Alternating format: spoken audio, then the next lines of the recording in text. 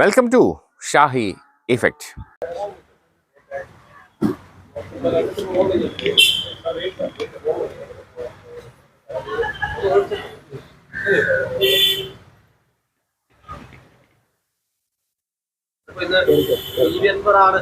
വാർത്തകൾ നിറഞ്ഞിരിക്കുന്നത് രാജിവെച്ചിരിക്കുന്നു. അതിനുശേഷം തൃണമൂലിലേക്കാണ് എങ്ങനെയാണ് നോക്കിക്കാണുന്നത്?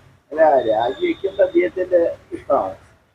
പക്ഷേ ഒരു കാര്യം നന്നായി, അത് ഇടതുപക്ഷത്തിന്റെ ഭാഗമായി നിന്നിട്ടാണ് ഇലക്ഷൻ ജയിച്ചത്. അതുകൊണ്ട് തന്നെ ആ സ്ഥാനം അത് ഒരു നല്ല മാതൃകയാണ്. പക്ഷേ ആ മാതൃക കേരള മന്ത്രിസഭയിൽ അംഗമായിട്ട് കെ കൃഷ്ണൻകുട്ടിക്കും മാത്യു ടി തോമസിനും ബാധകമാണ്. കാരണം അവരുടെ പാർട്ടി ഇപ്പോൾ BJPയുടെ കൂടെയാണ്.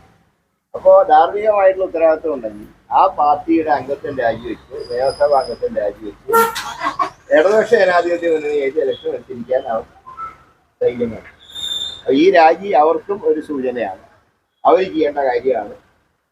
ഇന്ന് അനുവദിക്കുന്നത് അൻവറിന്റെ നിരുപാധികമായ ഒരു മാപ്പ് പറച്ചിൽ ഉണ്ടായത്, അതിന് പ്രതിപക്ഷ നേതാവ് നൽകിയ മറുപടി എന്ന് പറയുന്നത് അടച്ചിട്ടുമില്ല വാതിൽ, യൂണിറ്റിലേക്കുള്ള വാതിൽ അടച്ചിട്ടുമില്ല, തുറന്നിട്ടുമില്ലെന്നാണ്. അത് പാർട്ടിയിലും മുന്നണിയിലൊക്കെ ഭാവി കാര്യങ്ങളെക്കുറിച്ച് ചർച്ച ചെയ്യേണ്ട വിഷയമാണ്. ഇപ്പോൾ അതിനങ്ങനെ അജണ്ടയിലില്ല. ഇപ്പോഴത്തെ അജണ്ട നിലമ്പൂരിൽ ബൈ ഇലക്ഷൻ നടക്കുകയാണെങ്കിൽ സ്ഥാനാർത്ഥി നിർണ്ണയം, സ്ഥാനാർത്ഥിയുടെ വിജയം, ഇതൊക്കെയാണ് ഞങ്ങളുടെ മുമ്പിലുള്ള പ്രധാന അജണ്ടകളാണ്. ബാക്കി കാര്യങ്ങളൊക്കെ പിന്നീട് ചർച്ച ചെയ്യേണ്ട വിഷയമാണ്. അല്ല, കോൺഗ്രസ് സ്ഥാനാർത്ഥിയാണ് കോൺഗ്രസിന്റെ ദേശീയ നേതൃത്വമാണ് പ്രഖ്യാപിക്കുക. അതിന് പ്രധാനപ്പെട്ട പേരുകളൊക്കെ കൺസിഡർ ചെയ്യും. അതിനനുസരിച്ച് ഫൈനൽ അതോറിറ്റി ഹൈക്കമാൻഡാണ്. അത് ഹൈക്കമാൻഡ് തീരുമാനിക്കുന്ന സ്ഥാനാർത്ഥിയായിരിക്കും UDFന്റെ സ്ഥാനാർത്ഥി. ഏതായാലും ഒരു കാര്യം ഉറപ്പാണ്, ഇലക്ഷൻ കമ്മീഷൻ ഇലക്ഷൻ പ്രഖ്യാപിക്കുന്ന അന്ന് തന്നെ UDFന്റെ സ്ഥാനാർത്ഥി കണ്ടെത്തും. വിജയം നിലമ്പൂർ ആവർത്തിക്കാൻ പറ്റുമെന്ന് തോന്നുന്നു. തീർച്ചയായിട്ടും.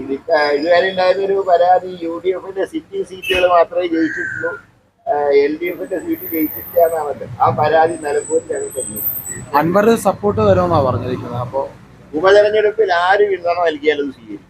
ഉപതെരഞ്ഞെടുപ്പിൽ അൻവറിന്റെ തന്ത്രം വിജയിക്കുകയാണെങ്കിൽ UDFിലേക്കുള്ള എളുപ്പമായി. അല്ല, ഞാൻ പറഞ്ഞത് അത് പാർട്ടി മുന്നണിയും ചർച്ച ചെയ്യേണ്ട വിഷയമാണ്. അതിനെക്കുറിച്ച് ഇപ്പൊ ഞങ്ങൾ അഭിപ്രായം പറയുന്നു.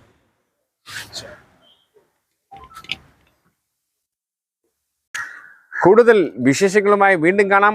അതുവരെ ഏവർക്കും നന്ദി, നമസ്കാരം.